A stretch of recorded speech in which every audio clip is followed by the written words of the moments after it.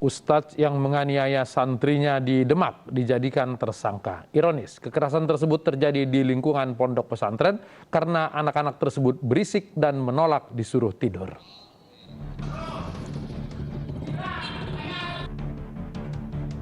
Inilah aksi seorang ustadz di sebuah pondok pesantren di Desa Jogoloyo, Demak, Jawa Tengah yang viral di media sosial. Video ini direkam salah seorang warga sekitar pondok yang diduga terganggu dengan adanya suara keras. Menanggapi kasus tersebut, polisi telah menangkap pelaku dan membawa korban untuk divisum. Viral, langsung kami ke TKP dan segera mengambil anak-anak yang menjadi korban dan mengambil juga atau mengamankan pelaku kekerasan tersebut. Jadi hasil penyelidikan benar korban mengalami kekerasan ya, ada yang di bagian kepala, ada yang di bagian punggung, ada yang di bagian.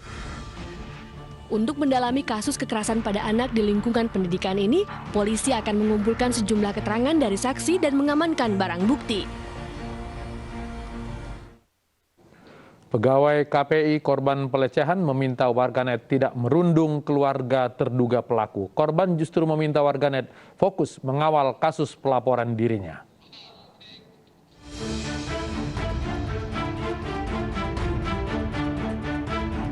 Inilah pesan yang tengah viral di media sosial.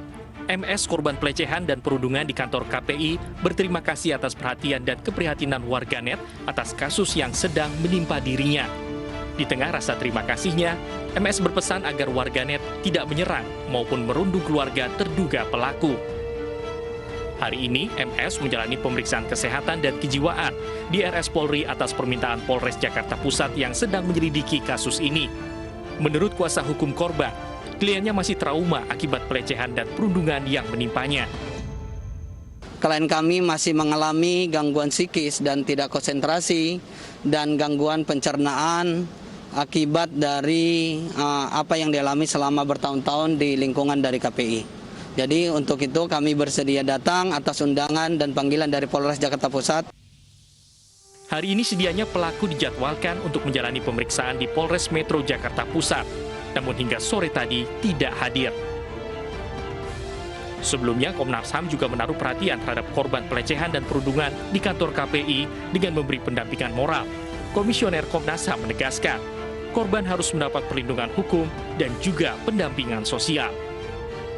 Keadilan ini kan banyak, gitu. Keadilan itu misalnya soal proses hukum, kepastian soal proses hukum yang dijalankan. Bagaimana kemudian pasal-pasalnya, fakta-faktanya seperti apa, sampai kemudian dapat proses pengadilan yang fair, transparan, dan juga adil kepada korban. Karena ini lagi-lagi ini adalah kekerasan seksual yang tipologinya berbeda. Gitu. Itu terus kemudian soal pemulihannya. Pemulihan misalnya soal bagaimana menciptakan lingkungan kerja yang nyaman dan aman. Terus kemudian pemulihan dari traumanya. Trauma ini juga bukan hanya korban, tapi juga keluarga korban. Selain akan membantu penyelidikan kasus pelecehan di lembaganya, KPI juga telah membebas tugaskan terduga pelaku dan korban dari semua tanggung jawabnya. Tidak memberikan toleransi sedikitpun kepada pelaku kekerasan seksual dan perundungan dimanapun, kapanpun, dan oleh siapapun. Oleh karena itu, kami dari Komisi Penyiaran Indonesia telah membentuk tim investigasi di internal untuk melakukan proses klarifikasi dan pendalaman informasi terhadap para pihak yang ditulis di surat terbuka yang ditulis oleh saudara MSA. Lebih lanjut, jika nantinya para pelaku terbukti melanggar hukum, KPI akan mengganjar dengan pemecatan.